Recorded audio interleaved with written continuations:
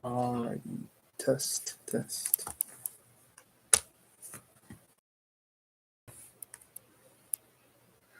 Testing. Alright, welcome back to another chapter of 100 Years of Solitude. I'll begin with the Chapter 5 recap, as found on litcharts.com, and then proceed into Chapter 6. Similar format to how... Thank you for watching or listening on YouTube. Ship stream saves. Okay, anyway. When Remedios Moscote gets her menstrual period, she and Reliana Buendia are married by Father Reina in the parlor of the house. At the ceremony, Remedios Moscote proves calm and composed, while everyone else is quite nervous. First piece of wedding cake to Jose Arcadio Buendia, still tied to the chestnut tree. The only unhappy person at the wedding is Rebecca, who had been set to marry Pietro Crispi on the same day. But just before, Pietro Crispi receives a letter that his mother is about to die. He hurries to the capital, missing his mother on the road, who is perfectly well. The writer of the letter remains unknown, but Amaranta is suspected. You might recall, Amaranta has sworn that kill Rebecca if she marries Pietro Crispi. She absolutely wants him for herself. Go to great lengths to keep them apart. Appalled that the people of Macondo are living without proper religion, decides to stay for another week to do God's work. But the people tell him that they are not in need of a priest, having gone without for this long. A parallel can be drawn here to the government. When the government first arrives in Chapter 2, they were saying similar things about the law, too. They didn't need the law because no one ever did anything wrong. The priest decides to build a church. He begs for support and holds an open-air mass, promising proof of the power of God. He drinks a cup of chocolate and rises 6 inches above the ground, repeating the demonstration for several days. Enough money in a month that he can begin the construction of the church. Jose Arcadio Buendia is unimpressed, responding in his gibberish. He recognizes is not gibberish, but Latin. Father Nicanor Reina tries to prove the existence of God to Jose Arcadio Buendia, and Jose Arcadio Buendia. The priest challenges Buendia to a game of checkers, but Jose Arcadio Buendia says there is no point in competing in a contest to which the two competitors have agreed upon the rules. The priest, Buendia to be quite lucid, asks why he is tied to the tree. Buendia says it is because he is crazy.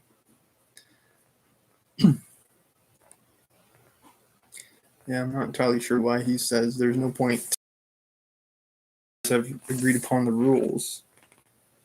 Isn't that the only case when it can... I believe that would be the only case when a competitive game can be played. If people are playing by two different sets of rules, there's absolutely no consistency. The game would be chaos. Anyway, the priest returns to building the church and visits Jose Arcadio Buendia again. Rebecca's hopes of marriage are revived once Pietro Crispi has returned, but Amaranta suggests that Rebecca wait until the church take 10 years. Pietro Crispi too is disappointed by the delay. The two lovers are found by Ursula, kissing in the dark, and Ursula dedicates herself to supervising their future visits. Ursula, as we could recall, is the wife of Jose Arcadio. After 3 months, donates the money Father Nicanor needs to finish the church. Mothballs protecting Rebecca's dress, but Amparo Moscote says she can sew a new dress in a week. Amaranta resolves to poison Rebecca's coffee. Again, she is hell-bent on keeping them apart, Rebecca and Pietro Crispi. But, as we might recall from when I was reading Chapter 5, someone else is going to come into the picture to make Amaranta's dreams come true without her having to resort to murder. Moscote wakes in the middle of the night soon after and dies, perhaps of a miscarriage of the twins inside her. At this news, Amaranta thinks better of her plan to poison Rebecca, feeling responsible.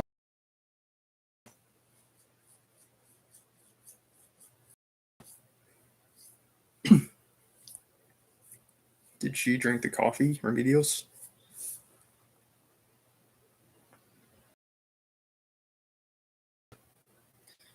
I don't know. Revealed in the summary, and I don't remember reading about that in chapter 5.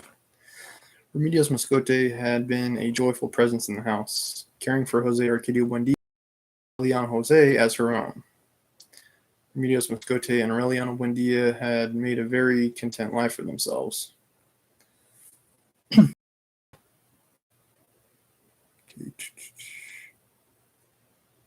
Ursula institutes a mourning period. She hangs the daguerreotype lamp. Out of guilt, Amaranta adopts Aureliano Jose as her own.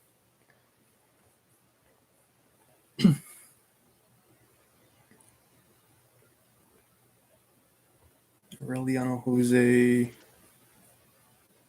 is the son of Aureliano Buendia and Remedios was caring for him, and then Remedios dies. So then Amaranta steps in. Pietro Crispy visits Rebecca, but she is distraught over another delay of the wedding and begins eating dirt again. A huge man arrives to the Buendia house. Yeah, this is the guy who's going to marry Rebecca. He arrives to the Buendia house covered in tattoos. He proceeds through the house, greeting everyone nonchalantly. Only Ursula recognizes Jose Arcadio the First. When they ask where he's been, he responds only. He sleeps for 3 days and then goes to Cantorino's store to celebrate. He displays his genitals and the women vie for his attention. Put them all if they can pay him 10 pesos each, an extraordinary price. He's been around the world 56 times, making his living this way. Again, wow. I think I said at that time, wow, but I'm saying it again, wow. He's not embraced by the family because of his crudity, though Ursula tries to reconnect with him.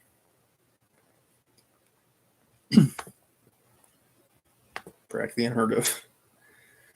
Rebecca, though, is attracted to Jose Arcadio the First's masculinity. He recognizes that Rebecca has become a woman since he last saw her. With the sexual tension between them, Rebecca begins to eat dirt again. One afternoon, while the rest of the family is sleeping, she goes to Jose Arcadio and they have sex. 3 days later, they're married. After Jose Arcadio breaks the news to Pietro Crispy that he will marry Rebecca despite her being his sister. I don't believe they're blood brother and sister, because as we might recall, Rebecca arrives in, I believe, chapter 3 with a bag of her parents' bones. So I don't really understand how it could be the case that Rebecca is Jose Arcadio the First's sister. Jose Arcadio the First is a direct descendant of Jose Arcadio Buendia. That doesn't make sense. She arrived at the town, like she came from outside. Anyway, Father Nicanor reveals that Jose Arcadio and Rebecca are not, they're not biological brother and sister, but Ursula refuses to allow the newlyweds in the house. Who? Oh, Father Nicanor. Yeah, pretty much everyone should have known that already. They rent a house, and on their wedding night, a scorpion bites Rebecca. Yeah, strangely, it doesn't sting her, it bites her. But they make love all night anyway. Aureliano Buendia brings them some furniture and money.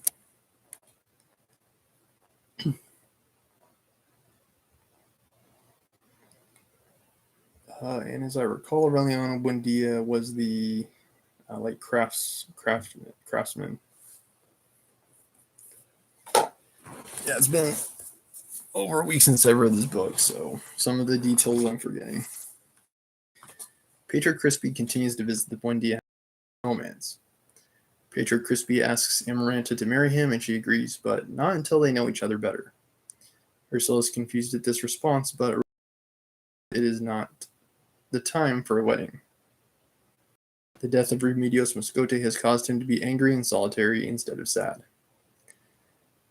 Don Apollinaire Moscote go to war because they are bad people who want to hang priests, to institute civil marriage and divorce, to recognize the rights of illegitimate children as equal to those of legitimate ones, and to cut the country up into a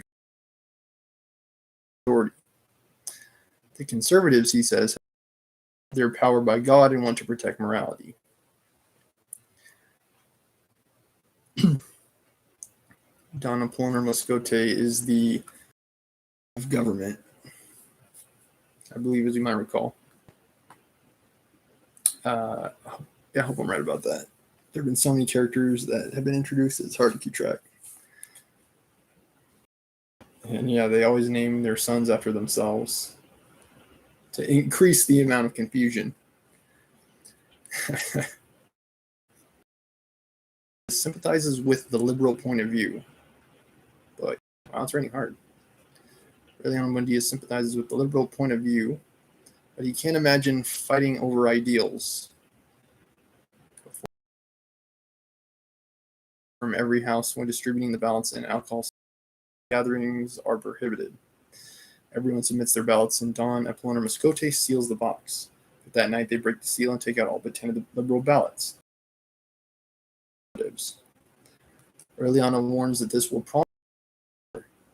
The result of the election has no impact on the town, but the failure of the soldiers to return people's weapons makes them angry.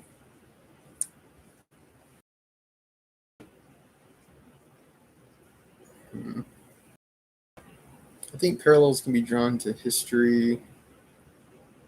I believe that is the fundamental reason why the forefathers, when they were drafted, and the Bill of Rights, they included the Second Amendment because they wanted to prevent that from happening. Of weapons protect the rights of citizens and overthrow the government if necessary. So that's why it's there. All right. Soon after, when Hermenegildo Marquez and Magnifico visit Aureliano Buendia if he is liberal or conservative, he says that because conservatives are tricky.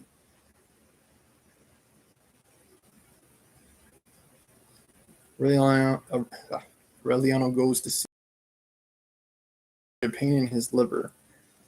The doctor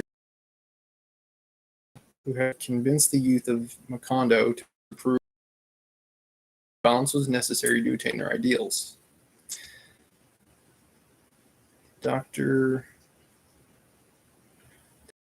It's his duty to assassinate conservatives, and Aureliano tells the doctor how his father-in-law rigged the election.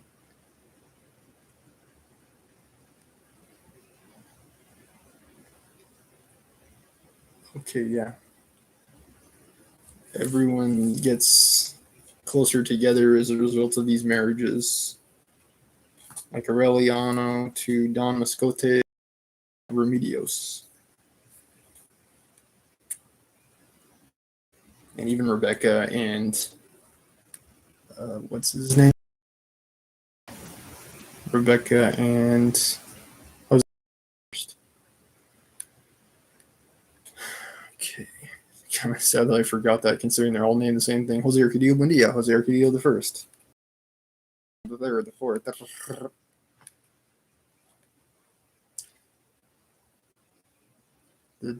Okay, yeah. Okay. The doctor shows Aureliano all the people he believes must be killed to exterminate conservatism. And Aureliano thinks the doctor is nothing but a butcher.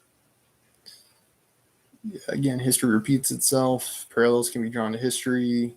This happened with the Night of Long Knives in, I think that was in Germany, the opponents of the Nazi party. And then it happened again with Stalin rising to power. The first thing he did to consolidate power is everyone who was like pro-Trotsky. He went after him. Aureliano Buendia promises he will not reveal the secret plan, though he won't participate. When they go to murder the Moscote family, though, he guards the door.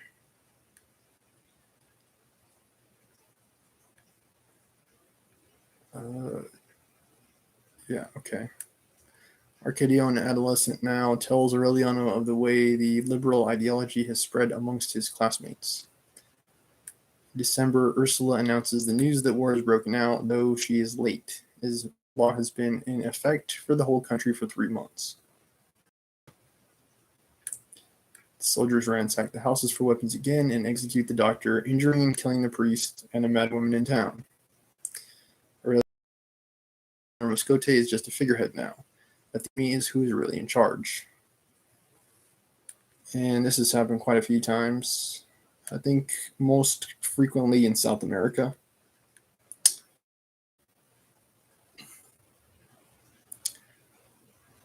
Aureliano Buendia goes to the house of Hernaldo Marquez, although I think it has happened in Africa at different points in time. Aureliano Buendia goes to, yeah, I think maybe in Europe too.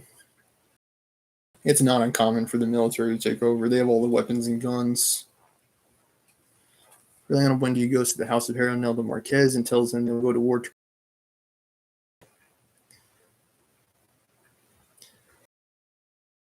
The garrison and steal the conservatives' weapons, executing the captain. Arcadio is named the civil and military leader of Macondo.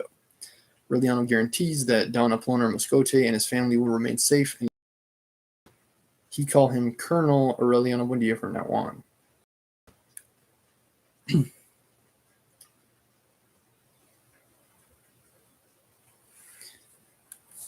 Yeah, he might be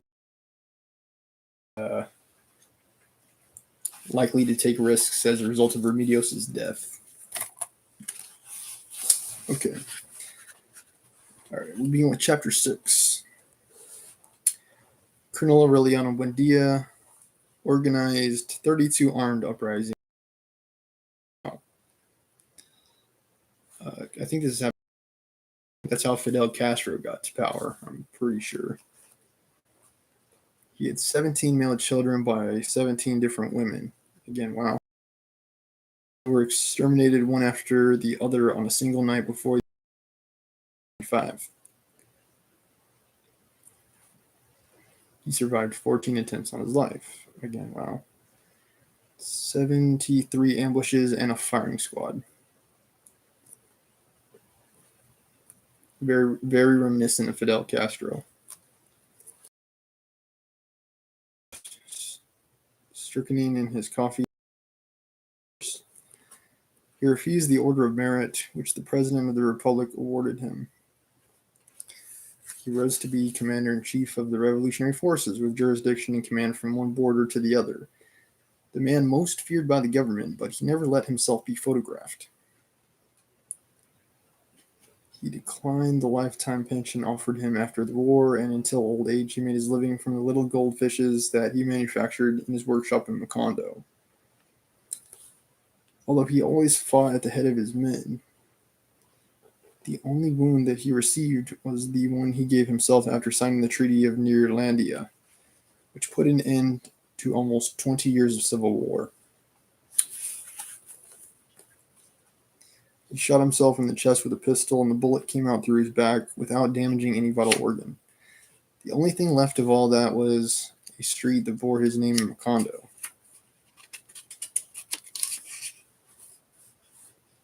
Yeah. I think like when the what is explained, probably the most lingering question that I most frequently have is why. And it doesn't always get answered. And yet, as he declared a few years before he died of old age, he had not expected any of that on the dawn he left with his "We leave Macondo in your care," was all that he said. "We leave it to you in good shape. Try to have it in better shape when we return."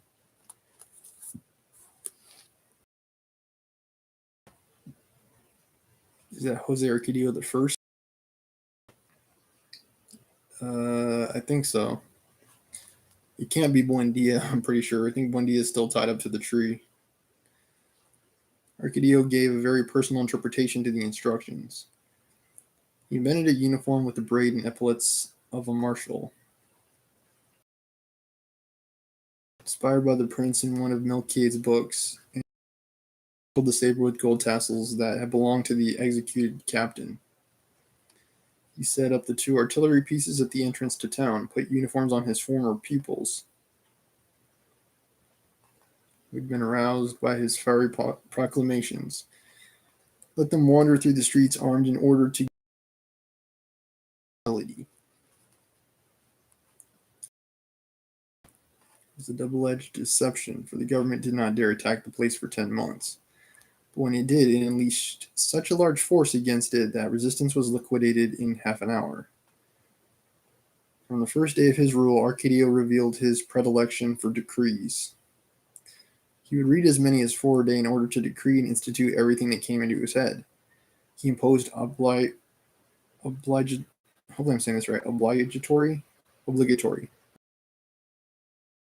military service for men over 18, declared to be public property any animals walking after 6 in the evening, and made men who were overage wear red armbands. Again, a lot of parallels around history. He sequestered Father Nicanor in the parish house under pain of execution and prohibited him from saying mass or ringing bells unless it was for a liberal victory, in order that no one would doubt the severity of his aims. He ordered a firing squad organized in the square and had it shoot at a scarecrow. At first, no one took him seriously. They were, after all, school children playing.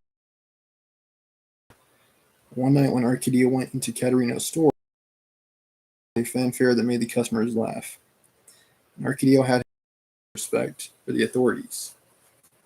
People who protested were put on bread and water with their ankles in a set of stocks that he had set up in a schoolroom. "You murderer!" Ursula would shout at him every time she. Seems like Arcadio, it's like some characters in this book are like figureheads for ideas. Jose Arcadio, like Milton,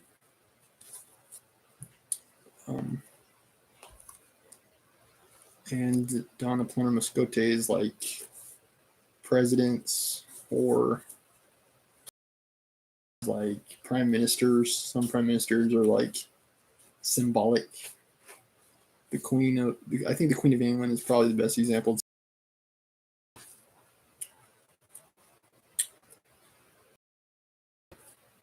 Yeah, she represents past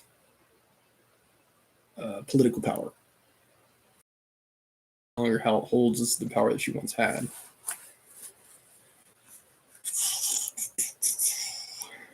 When Aureliano finds out, he's going to shoot you, and I'll be the first one to be glad. I guess Aureliano's become some sort of revolutionary. Yeah. But it was of no use. Arcadio continued tightening the tourniquet with unnecessary rigor until he became the cruelest ruler that Macondo had ever known.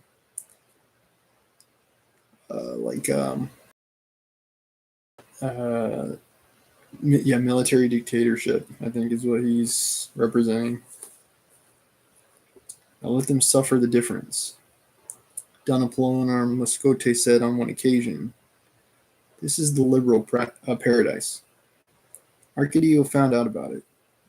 At the head of a patrol, he assaulted the house, destroyed the furniture, daughters, and dragged out Don Apollonio Moscote.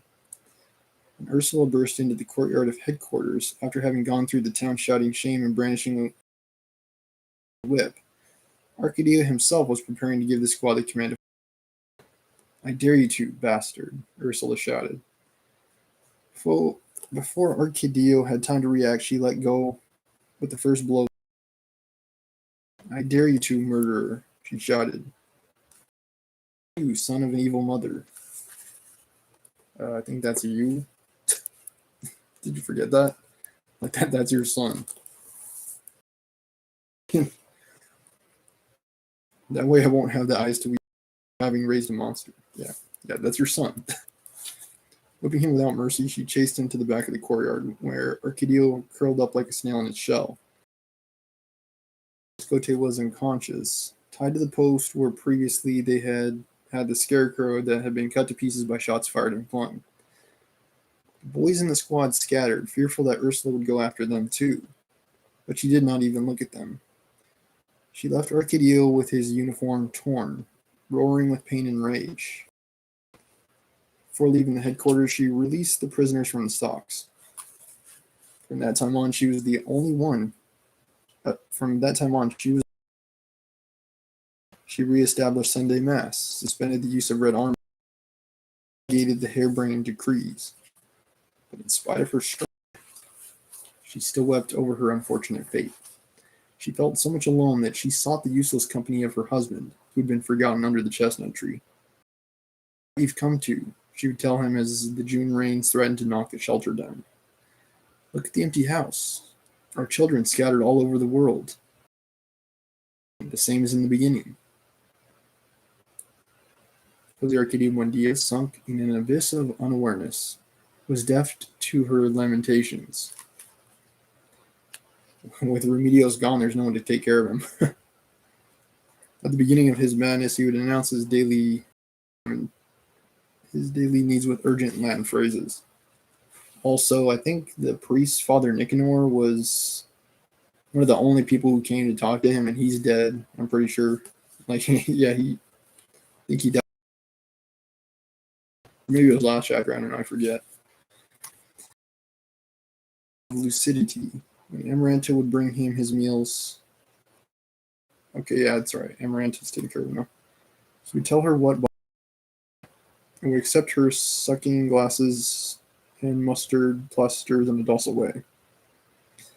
But at the time when Ursula went to lament by his side, he had lost all contact with reality. She would bathe him bit by bit as he sat on his stool while she gave him news of the family. Aureliano went to war more than 4 months ago, and we haven't heard anything about him, she would say, scrubbing his back with a soap brush. Jose Arcadio came back a big man, taller than you, and all work, but he only brought shame to our house.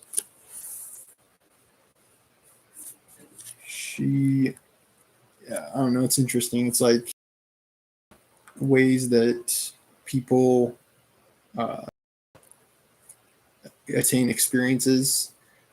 There's a way of thinking that it's like you can take the tiger out of the jungle, but you can't take the jungle out.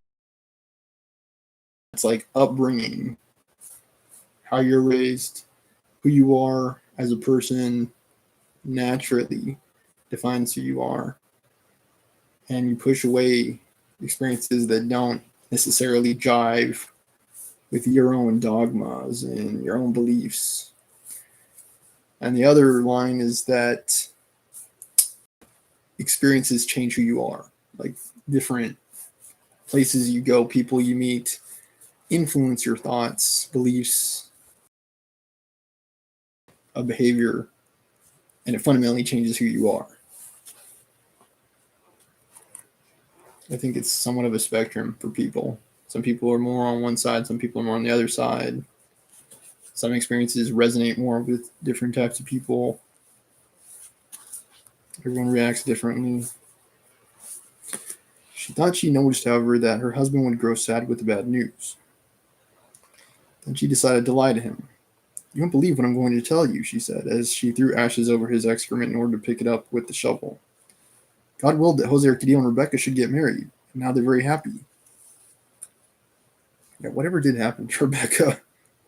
Like Jose Arcadio went nuts and just started taking over the military, and haven't heard anything from her about Rebecca. She got to be so sincere in the deception that she ended up by consoling herself with her own lies. "Arcadio is a serious man now," she said, "and very brave, and a fine-looking young man with his uniform and saber." It was like speaking to a dead man, for Jose Arcadio Buendia was already beyond the reach of any worry. But she insisted. Everything. that she decided to release him and move from his stool.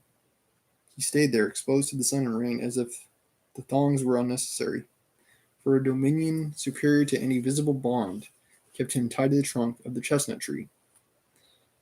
Toward August, when winter began to last forever, Ursula was finally able to give him a piece of news that sounded.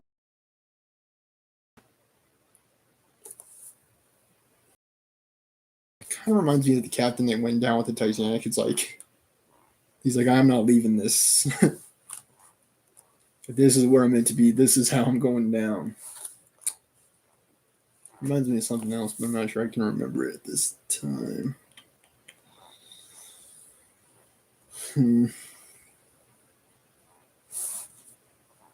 Oh yeah, it's like that movie Shawshank Redemption. Kind of a dark example, but the character Red in there kills himself when he gets out because he doesn't know what to do with his life.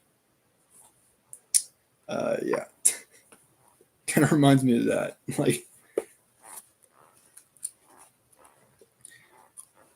Like without that structure, he doesn't know where to go, and he just ends it all. Would you believe it that good luck is still pouring down on us? She told him. Amaranta and the Pianola Italian are going to get married.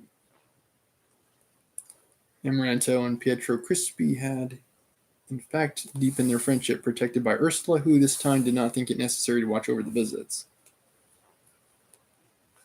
It's kind of interesting how she did think it necessary to watch over Rebecca and Pietro Crispi, but not Amaranta and Pietro Crispi.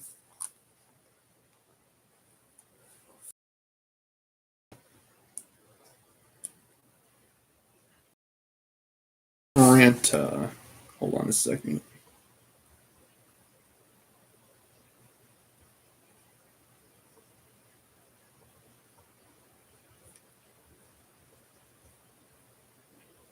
Is she Ursula's daughter?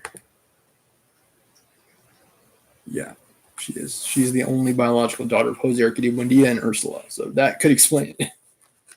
I believe that does explain it. Okay, hold on.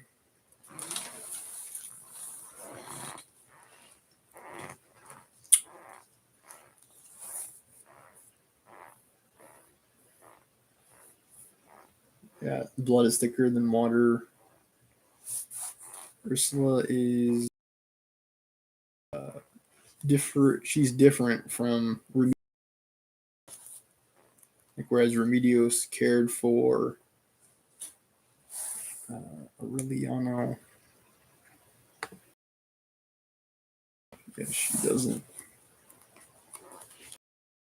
One's outside of the family. Ursula doesn't.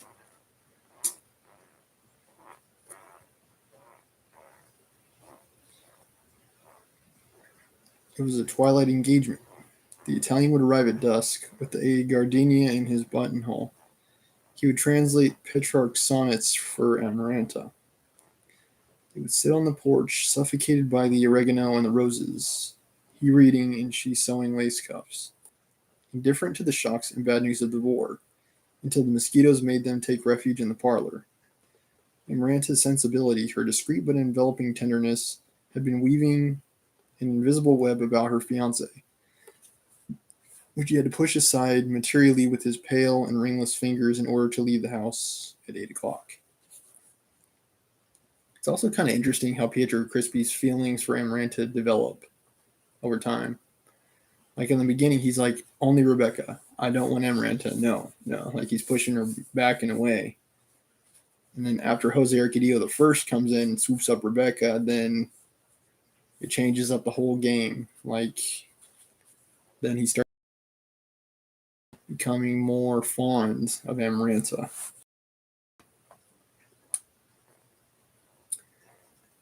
They put together a delightful album with the postcards that Pietro Crispi received from Italy. There are pictures of lovers in lonely parks, with vignettes of hearts pierced with arrows and golden ribbons held by doves. I've been to this park in Florence, Pietro Crispi. A person could put out his hand in the feed. sometimes over a watercolor Venice. Nostalgia would transform the smell of mud and putrefying shellfish of the canals into the warm aroma of flowers. To its sigh, laugh, and dream of a second and beautiful women who spoke a childlike language, with ancient cities of whose past grandeur only the cats among the rubble remain. Only the cats among the rubble remain.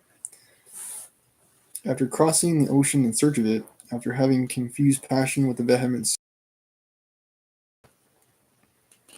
Pietro Crispi had found love. Happiness was accompanied by prosperity. His warehouse at that time occupied almost the whole block, with reproductions of the bell tower of Florence that concert of carillons, and music boxes from Sorrento and compacts from China that sang 5 mil melodies when they were opened, and all the musical instruments imaginable and all the mechanical toys that could be conceived. Pietro Crispi has long been a toy maker. He would bring toys, as you might recall, when he was courting Rebecca. I think actually even before that, he was bringing toys and stuff.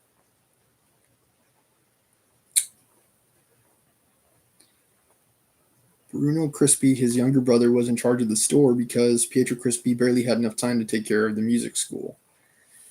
Thanks to its dazzling display of knickknacks, became a melodic get Arcadio's arbitrary acts and the distant nightmare of the war.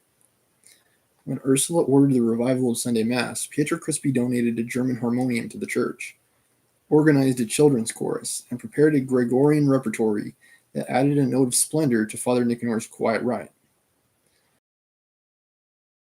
Fortunate mate. Not pushing their feet along by the natural flow of their hearts, they reached a point where all that was left to do was set a wedding date. They did not encounter any obstacles. Ursula accused there were no Jose Arcadios this time to snatch away Amaranta.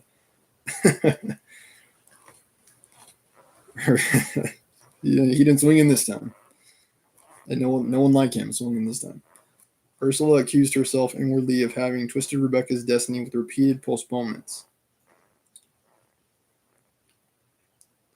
She was not about to add more remorse. Technically, it wasn't her. It was Father Nicanor, right? Yeah, I don't know. Maybe she did have some part to play in that. I don't remember. The rigor of the mourning for Remedios had been relegated to the background by the mortifications of the war. Aureliano's absence. Arcadio's brutality, and the expulsion of Jose Arcadio and Rebecca.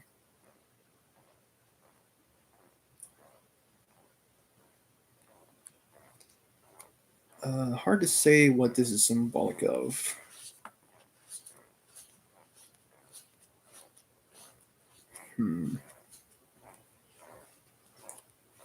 Family values, maybe. I don't know, I have to think about it. Yeah, hard to say. Maybe even just human compassion. Virtues. With the imminence of the wedding, Pietro Crispi had hinted that Aureliano Jose, in whom he had was almost filial, would be considered their oldest child. Who is Aureliano? Oh, yeah, Aureliano, the son of Ursula and Jose Arcadio Buendía. He married Remedios, and Remedios passed away. Everything made Amaranta think that she was heading toward a smooth happiness. But unlike Rebecca, she did not. Yeah, she's wanted Pietro Crispi. So it's finally coming to pass. She's wanted him for a long time. Well, unlike Rebecca, she did not reveal Slice anxiety. With the same patience with which she dyed tablecloths, sewed lace masterpieces, and embroidered needlepoint peacocks, she waited for Pietro Crispi to be unable to bear the urges of his heart and more. Her day came with the ill-fated October rains. Pietro Crispy took the sewing basket from her lap and he told her, "We'll get married next month." Amaranta did not tremble at the contact with his icy hands. She withdrew hers like a timid little animal and went back to her work. "Don't be simple, Crispy," she smiled. "I wouldn't marry you even if I were dead." How could you? Unless you came back from the dead like milk kids, how could you? It's just a strange thing to say, right? Like what do you mean?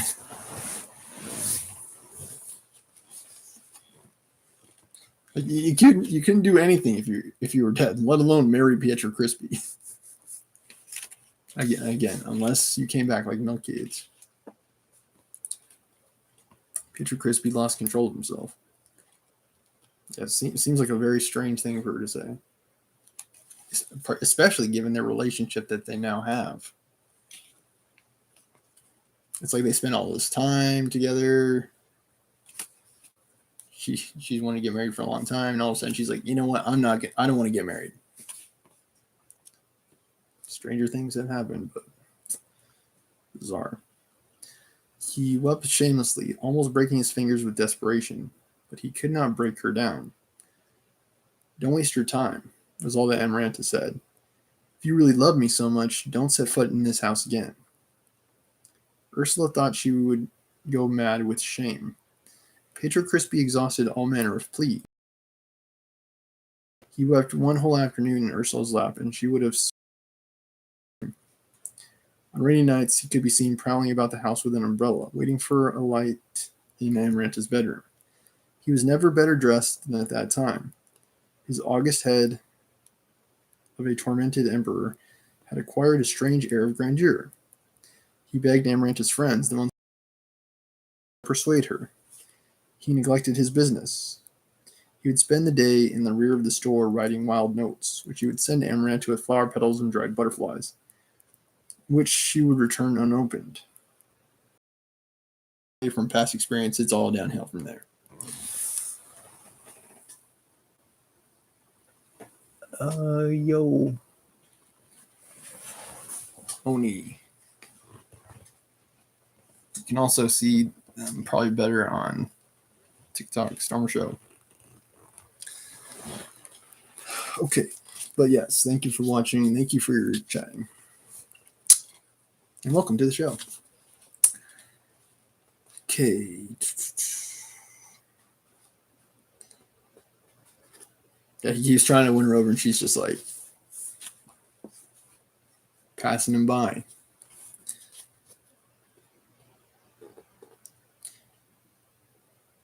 Yeah, and again, there's two different schools of thought on this. It's like keep trying, perseverance always wins, winners never quit, and the other mentality is like, the ship has sailed. You got to know when to call it quits. The ship has sailed. That time has passed.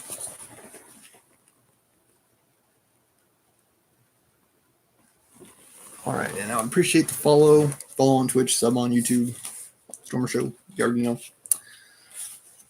Okay.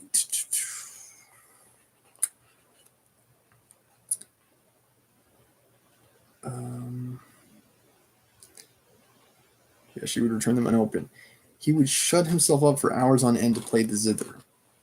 One night he sang. Kind of woke up in a kind of zither that deserved more than a voice that led one to believe that no other person on earth could feel such love. Pietro Crispy then saw the lights go on in every window in town except that of Amaranta. On November 2nd, All Souls Day, his brother opened the store and found all the lamps lighted, all the music boxes open, and all the clocks striking an interminable hour. And in the midst of that mad concert, he found Pietro Crispy at the desk, in the rear with his wrists cut by a razor and his hands thrust into a basin of benzoin. I think it's like, if it's meant to be, it'll be kind of thing. And there's like do you believe in fate? I don't personally believe in fate. I don't believe in destiny. I don't believe in anything being predetermined. I think anything that can and does happen is fully dependent on the choices people make, the wins they have, their thoughts and beliefs at any given moment and over time.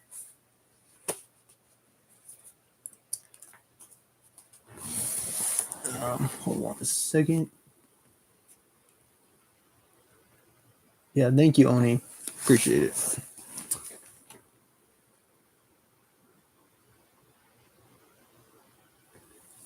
All right, yeah, no worries, Oni. Like I said, Stormer Show TikTok. You got to send. You can literally watch until your eyes bleed. Bibbidi bobbidi boo. Or until your heart's content. Okay. I think a couple weeks ago, TikTok.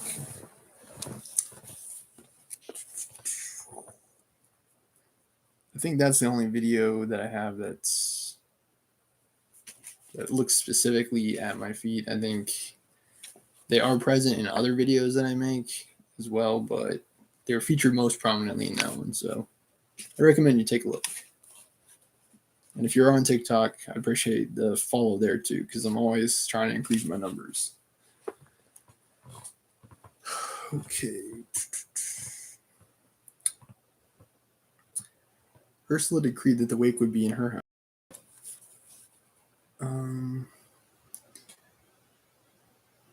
Yeah, there's just something very, like, of course, tragic about Pietro Crispi's character. I think it's a reference in an Eminem song, even. What song is that? Stan? Yeah, I think it's Stan that it's referenced in. But yeah, I'm of the belief that, again, whatever's meant to be will be. And this world with a woman, so why do you need to leave this? If she don't want you, move on. There's plenty more fish in the sea. Plenty of other women to choose from, and there's probably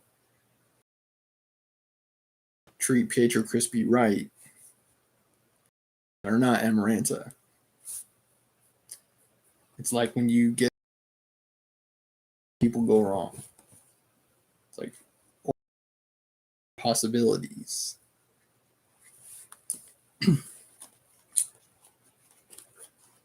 And yeah, there's a school of thought. It's like people try to be monogamous, but if you look at biology, we're non-monogamous. You're just trending toward monogamy over time.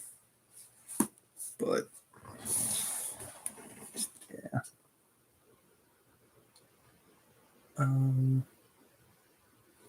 Yeah, no worries, Oni. You can also look it up, I think, even if you don't have a TikTok. Like, you can look up the videos on. I'm pretty sure some streamers even will actually videos as content. I doubt I'll ever do that, but yeah, you can actually just totally look them up even if you don't have a TikTok. Okay. So yeah, Patrick Frisbee kills himself.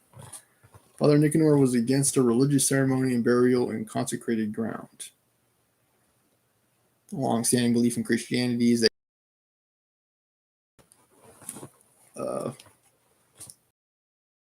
personally agree with that stance, but yeah. Catholicism, Christianity, I think Judaism also has that belief too.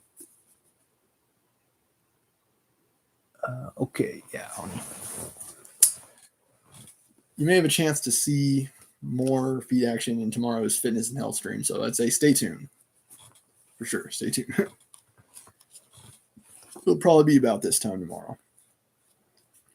And there is more content also on my YouTube too. You can check those out. in the meantime. And the advantage of those videos is, hey, you can watch them at your own pace and as many times as you want. Likes, beneficial on YouTube too, as are subscriptions. So I always try to mention it when I can. Ursula stood up to him. In a way that neither you nor I can understand, that man was a saint, she said. So I'm going to bury him against your wishes beside Melchiad's grave. She did it with the support of the whole town and with a magnificent funeral. I don't really remember. Oh, yeah, Pietro Crispi, he was very giving in his life, so I think that's why she's saying that. Like, he was a very giving person. He was always giving them toys and stuff like that, and entertaining with music and teaching music lessons. It's actually extremely bizarre. Like, very bizarre. It could be one of those things where it's like once you can get it, you don't want it anymore. But their relationship was developing over a long period of time, so I don't think that was the case. I think she just changed her mind. Fickle, fickle. It does happen in real life too. Quite a lot, actually. Okay.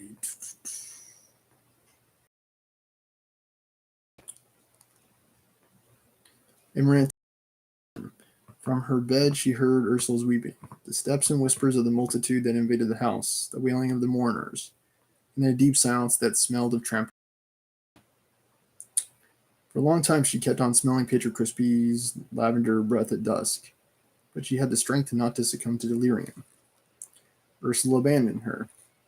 She did not even raise her eyes when Amaranta went into the kitchen and put her hand into the coals of the stove until it hurt so much. She felt no more pain, but instead smelled the pestilence of her own singed flesh. Yeah, I think Amaranta represents the like type of lover. No one else can have him. I'm the only one who can have him. If anyone else tries to have him, I'm gonna murder them. And then once she can finally get him, she's like, I don't want him anymore. Like the worst possible lover is represented by Amaranta. Most obnoxious, type of person.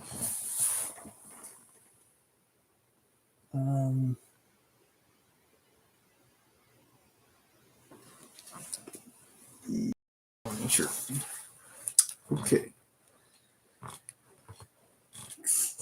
It was a stupid cure for her remorse. For several days, she went about the house with her hand in a pot of egg whites, and when the burns healed, it appeared as if the white sores on her heart. The only external trace that the tragedy left was the bandage of black gauze that she put on her burned hand and that she wore until her death.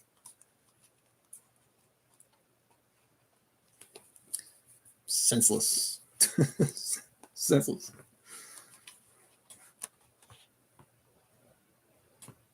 Is it any way to live, Amaranta?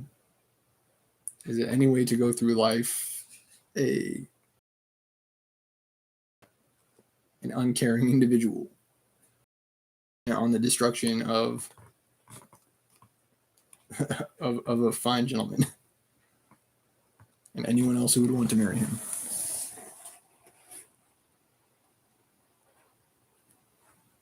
Only you can also see the other chapters, YouTube chapters 1 through 5, I believe are already also up on YouTube.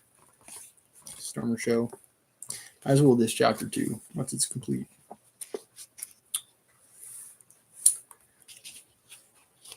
Okay.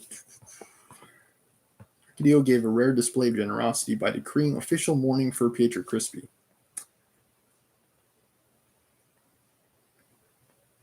Wow. For Arcadio, that's pretty impressive. For him. Ursula interpreted it as the return of the strayed lamb. But she was mistaken. She had lost Arcadio, not when he had put on his military uniform, but from the beginning. She thought she had raised him as a son, as she had raised Rebecca, with no. Nevertheless, Arcadia was a solitary and insomnia plague. In the midst of Ursula's utilitarian fervor, during the delirium of Jose Arcadia Buendia, and the mortal rivalry between Amaranta and Rebecca.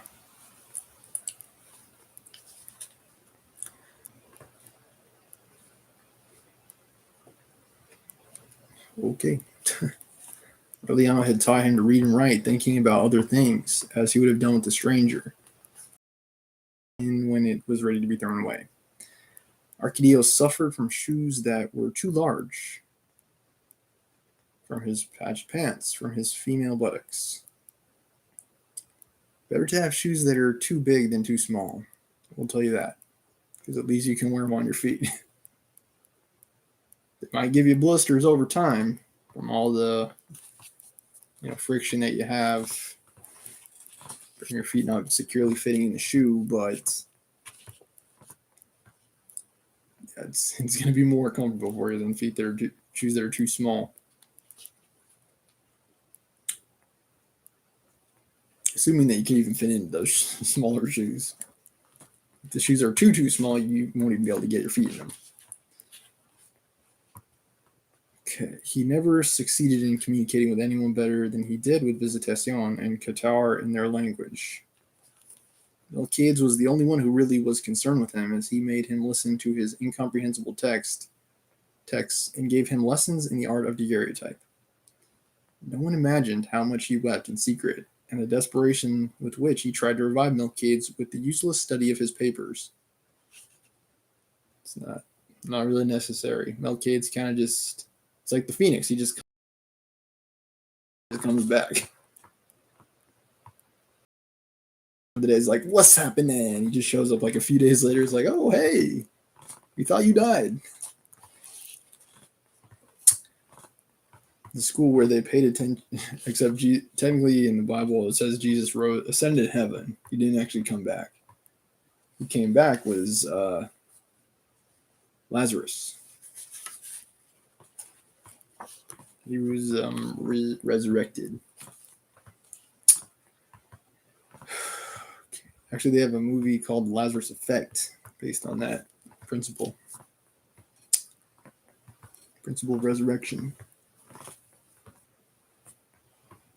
The school where they paid attention to him and respected him, and then power, with his endless decrees and his glorious uniform, freed him from the weight of an old bitterness. One night in Caterino's store, someone dared tell him, "You don't deserve the last name you carry." Contrary to what everyone expected, Arcadio did not have him shot.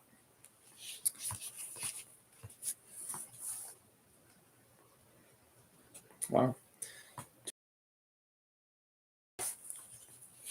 Those who knew the secret thought that the answer meant that he was too aware of it. But he had really never been. Pilar Tenera had been his blood boil in the dark room, who was as much an irresistible obsession for him as she had been first for Jose Arcadio and then for Reliano.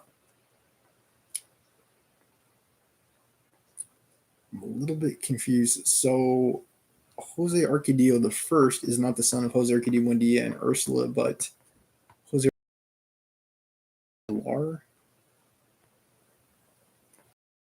Let me check the chart again.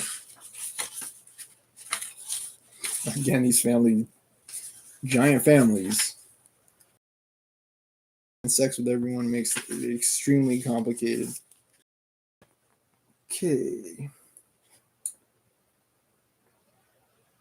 so Jose Arcadio Buendia and Ursula have a son, Jose.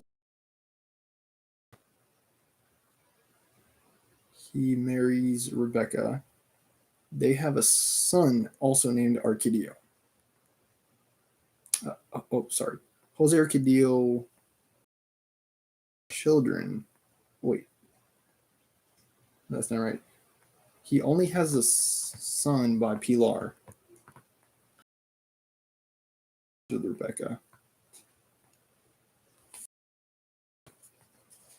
Again, confusing as heck.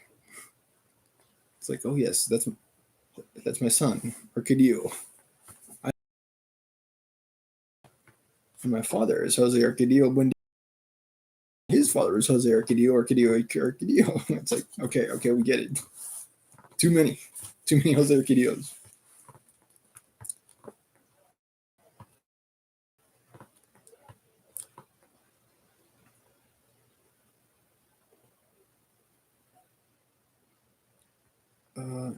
As she had been first for Jose Arcadio and then for Aureliano.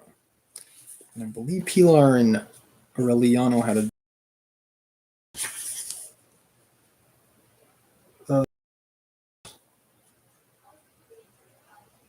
yes, Aureliano Jose. So yeah, Pilar is having a lot of kids. In spite of her having lost her charms and splendor for a laugh, he sought her out and found her by the trail of her smell of smoke.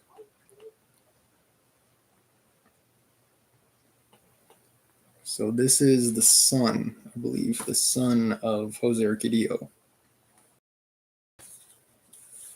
Short time before the war, one noon when she was later than usual in coming for her younger son's school, Arcadio was waiting for her in the room where he was accustomed to take his siesta and where he later set up the stocks.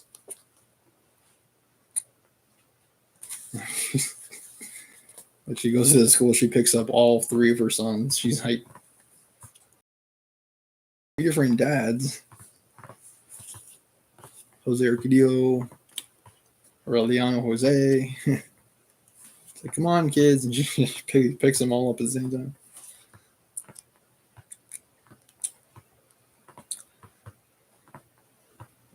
While the child played in the courtyard, he waited in his hammock, trembling with anxiety, knowing that Pilar Turner would have to pass through there.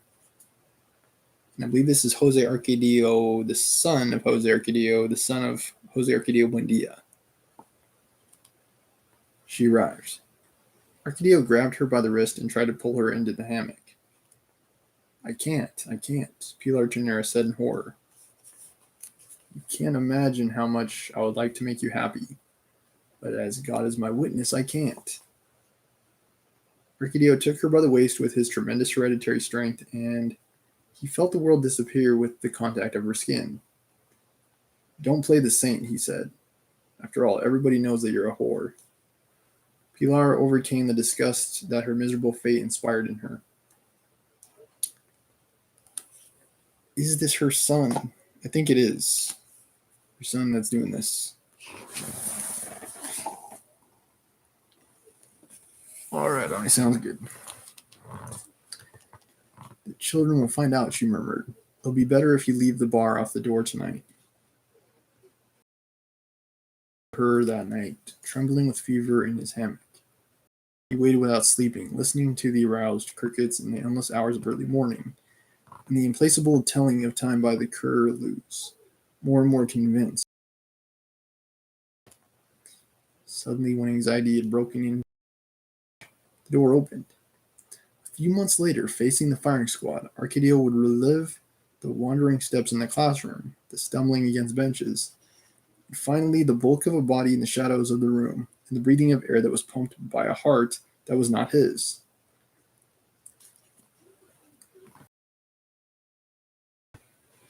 Is this the one with all the tattoos on? I think that's his dad. Again, extremely confusing.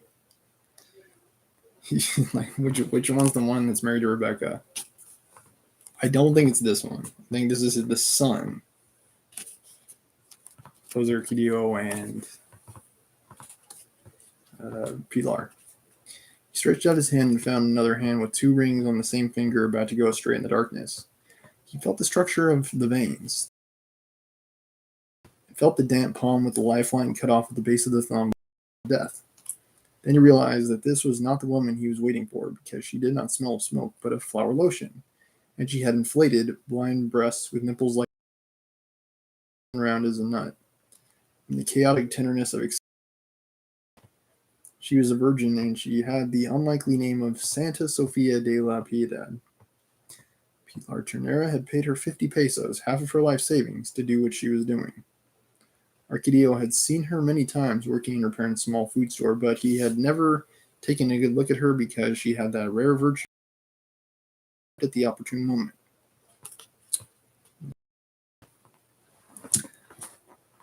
But from that day on, he huddled like a cat in the warmth of her armpit.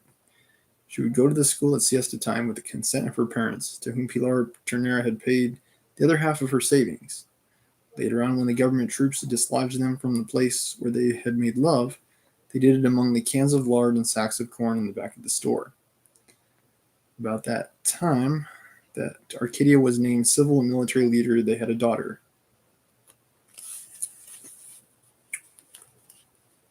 Okay. The only relatives who knew about it were Jose Arcadio and Rebecca, with whom Arcadio maintained close relations at that time, based not so much on kinship as on complicity. So yeah, that's not his real mom. That's like kind of like his stepmom, I guess, is how we would say it. It's kind of, again, very confusing. Jose Arcadio had put his neck into the marital yoke. Rebecca's firm character, the veracity of her stomach, her tenacious ambition absorbed the tremendous energy of her husband, who'd been changed from a lazy, woman-chasing man into an enormous work animal. They kept a clean and neat house. Rebecca would open it wide at dawn, and the wind from the graveyard would come in through the windows and go out through the doors to the yard and leave the whitewashed walls and furniture tanned by the saltpeter of the dead. Her hunger for earth, the clock of her parents' bones, the impatience of her blood as it faced Pietro Crispi's passivity. Memory. She would embroider beside the window. Withdrawn. Yeah, I wonder how she feels about Pietro Crispi's suicide. I know it does not say. It only makes reference to Amaranta.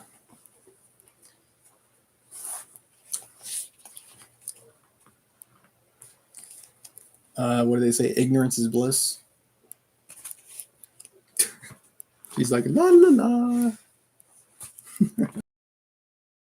Little cloud worlds. Okay.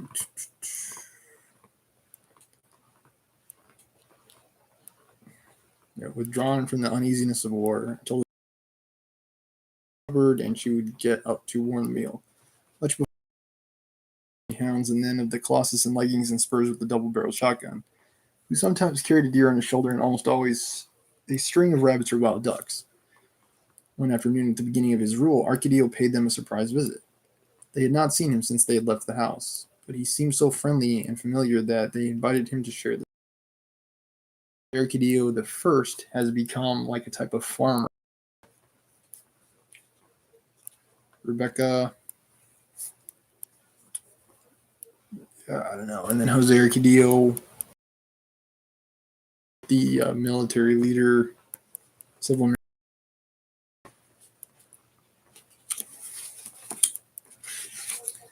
Only when they were having coffee did Arcadio reveal the motive behind his visit. He had received a complaint against Jose Arcadio. It was said that he had begun by plowing his own yard and had gone straight ahead and down fences and buildings with his oxen until he took the land around.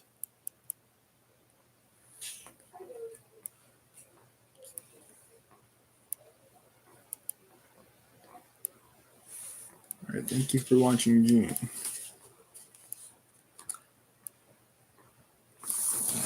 Gene and Oni. All right, thanks, Oni. Thank you very much. Thank you for watching.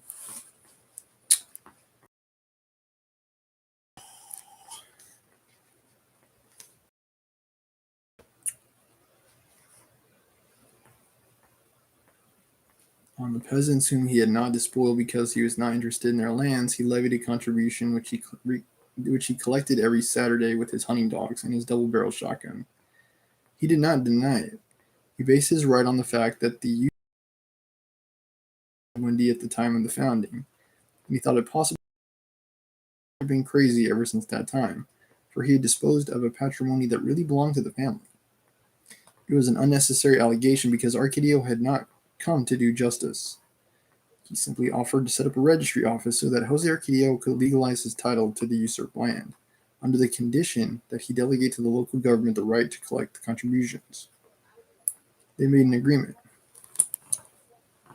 Years later, when Colonel Aureliano Buendia examined the titles to property, he found registered in his brother's name all of the land between the hill, where his yard was up to the horizon, including the cemetery, and discovered that during the 11 months of his rule, Arcadio had collected not only the money of the contributions, but had also collected fees from people for the right to bury their dead in Jose Arcadio's land.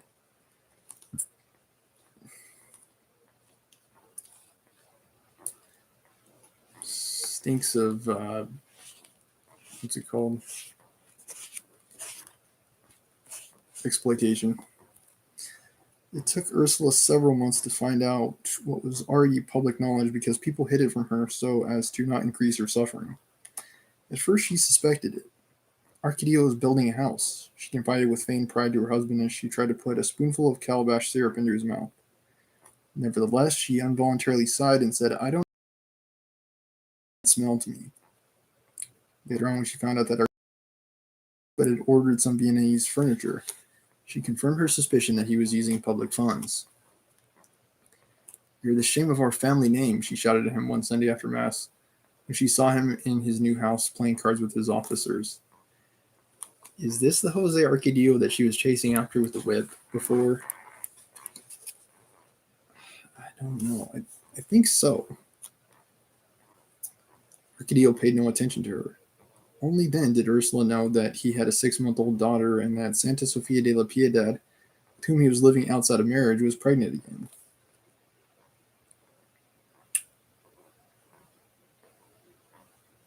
So this is the son, I think.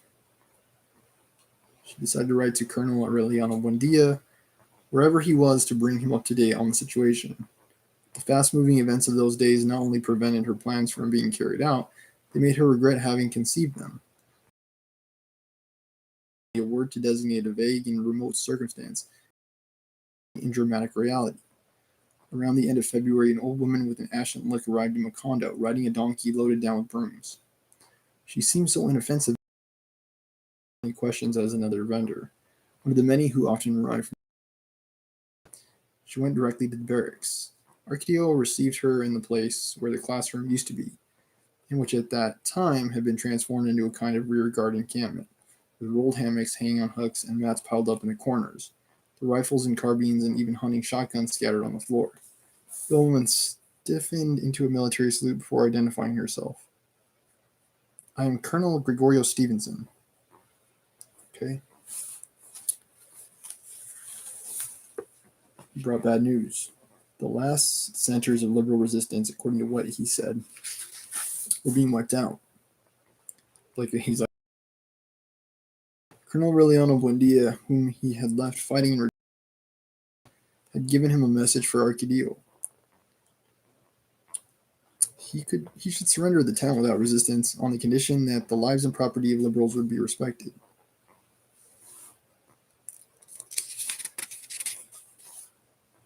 Arcadio examined the strange messenger, who could have been a fugitive grandmother, with a look of pity. "You brought something in writing, naturally," he said. "Naturally," the emissary answered. "I brought nothing to understand that, under the present circumstances, a person..." As he was speaking, he reached into his bodice and took out a small goldfish. "I think this will be sufficient," he said. Arcadio could see that indeed it was one of the little fishes made by Colonel Aureliano Buendia, but anyone could have bought it before the war or stolen it, and it had no merit as a safe conduct pass. The messenger even went to hiding military secrets so that they would believe his identity. He revealed that he was on a mission to Curacao, where he hoped to recruit exiles from all over the Caribbean and at the end of the year. With faith in that plan, Aureliano Buendia was not in favor of any useless sacrifices at that time, but Arcadio was inflexible.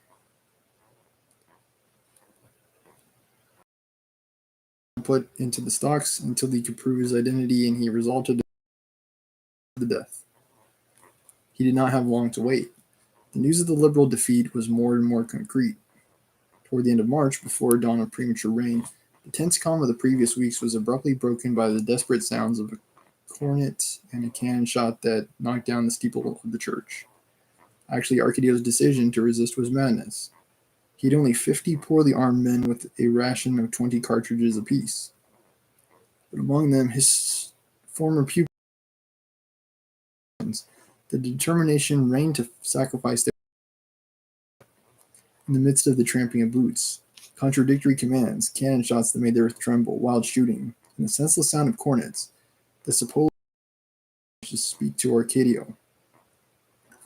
Don't let me undergo the indignity of dying in the stocks in these women's clothes, he said to him. If I have to die, let me die fighting. He succeeded in convincing him. Arcadio ordered them to and he left him with 5 men to defend headquarters while he went off with his staff to head up the resistance. He did not get to the road to the swamp. The barricades had been broken and the defenders were openly fighting in the streets. First until they used up their ration of rifle bullets, then with pistols against rifles, and finally hand to hand. With the imminence of defeat, some women went into the street armed with sticks and kitchen knives. In that confusion, Arcadio found Amaranta, who was looking for him like a madwoman, in her nightgown and with 2 pistols that had belonged to Jose Arcadio Buendia. He gave his rifle to an officer who had been disarmed in the fight and escaped with Amaranta through a nearby street to take her home. Ursula was in the doorway waiting, indifferent to the cannon shots that had opened up a hole in the front of the house next door. The rain was letting up, but the streets were as slippery and as smooth as melted soap. One had to guess distances in the darkness. Arcadio left Amaranta with Ursula and made an attempt to face 2 soldiers who had opened up with heavy firing from the corner. The old pistols that had been kept for many years in the bureau did not work. Protecting Arcadio with her body, Ursula tried to drag him toward the house. Come along in the name of God, she shouted at him. There's been enough. The soldiers aimed at them. Let go of that madman, ma'am, one of them shouted, or we won't be responsible. Arcadio pushed Ursula toward the house. Later, the shooting stopped and the bells began to toll. Wiped out in less than half an hour. Not a single one of Arcadio's men had survived the attack. Before dying, they had killed 300 soldiers.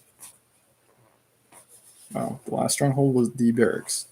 Before being attacked, the supposed Colonel Gregorio Stevenson had freed the prisoners and ordered his men to go out and fight in the street. The extraordinary mobility and accurate aim with which he placed his 20 cartridges gave the impression that the barracks was well defended, and the attackers blew it to pieces with cannon fire. The captain who directed the operation was startled to find the rubble deserted and a single dead man in his undershorts, with an empty rifle still clutched in an arm that had been blown completely off. He had a woman's full head of hair held at the neck, with a comb on his neck, a chain with a small goldfish. When he turned him over with the tip of his boot and put the light on his face, the captain was perplexed. Jesus Christ, he exclaimed. Other officers came over. Look where this fellow turned up, the captain said. It's Gregorio Stevenson. Done after a summary court-martial, Arcadio was shot against the wall of the cemetery. In his life, he did not manage to understand why the fear that had tormented him appeared. Impassive, without even worrying about making a show of his recent bravery, he listened to the interminable charges of the accusation. He thought about Ursula, who at that hour must have been under the chestnut tree having coffee with Jose Arcadio Buendia. He thought about his 8-month-old daughter, who still had no name. He thought about Santa Sofia de la Pina. He had left the night before salting down a deer for next day's lunch. He missed her hair pouring over her shoulders and her eyelashes, which looked as if they were artificial. Without sentimentality, without a strict closing life, beginning to understand how much he really loved the people he hated most. The president of the court-martial began his final speech when Arcadio realized that 2 hours had passed. The proven charges did not have merit enough, the president was saying. The with which the accused drove his subordinates onto a useless death would be enough to deserve capital punishment. In the shattered schoolhouse where for the first time, a few feet from the room where he had come to know the uncertainty of love, Arcadio found the formality of death ridiculous. Death really did not matter to him, but life did. Therefore, the sensation he felt when they gave their decision was not a feeling of fear, but of nostalgia. Break until they asked him for his last request. He did not speak until they asked him for his last request. Tell my wife, he answered in a well-modulated voice, to give the girl the name of Ursula. He paused and said it again. Ursula, like her grandmother. And tell her also that if the child that is to be born is a boy, they should name him Jose Arcadio, and not for his uncle, but his grandfather.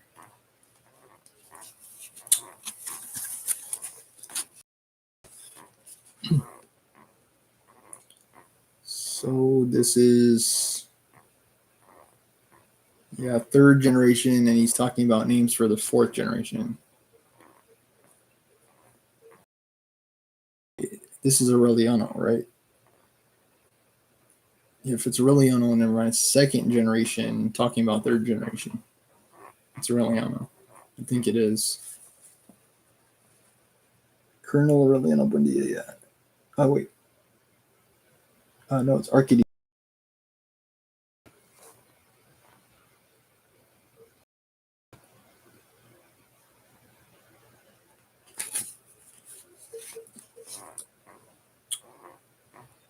Before they took him to attend him.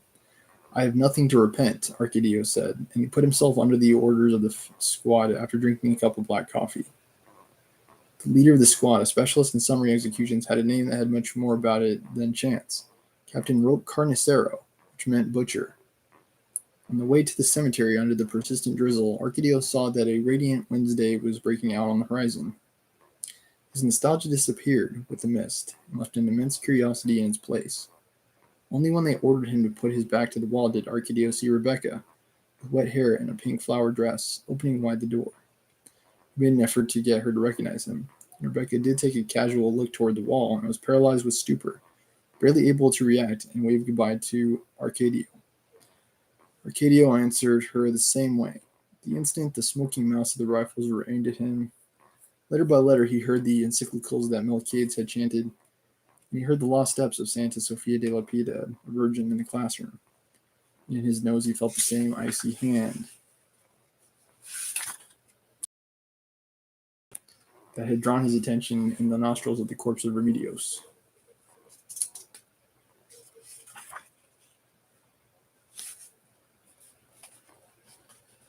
Oh, god damn it, he managed to think. I forgot to say that if it was a girl, they should name her Remedios. And all accumulated in the rip of a claw, he felt again all the terror that had tormented him in his life. The captain gave the order to fire. Arcadio barely had time to put out his chest and raise his head, not understanding where the hot liquid that burned his thighs was pouring from. Bastards, he shouted. Long live the Liberal Party. Wow, that is the end. Whew, this is the 6th chapter. Arcadio was put to death.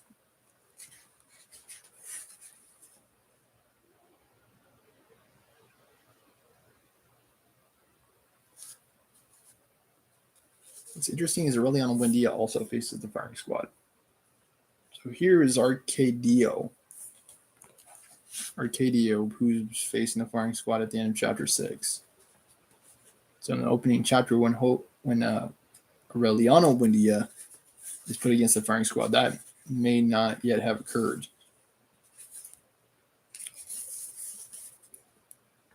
And this Arcadio that died is, I believe, the son of Pilar.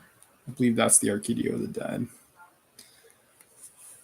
Jose Arcadio Sr. is the farmer. I believe he wasn't actually involved in the war. He's the one that was involved in the land exploitation scheme.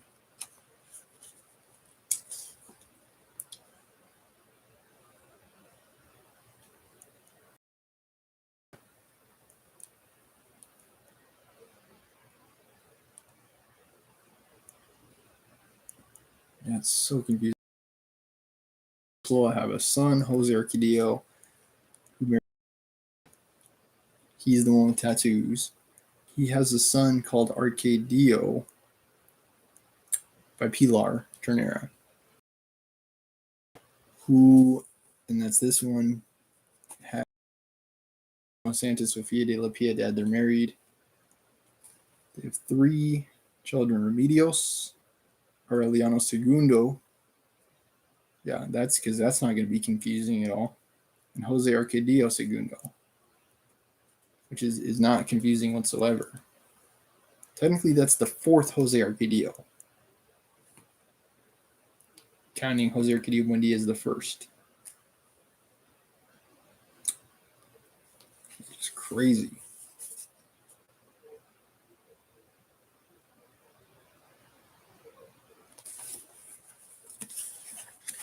Pilar Ternera is just, whew. All right. Thank you for watching. I'll be back with Crime and Punishment today. Thank you for watching. I hope you've enjoyed this chapter.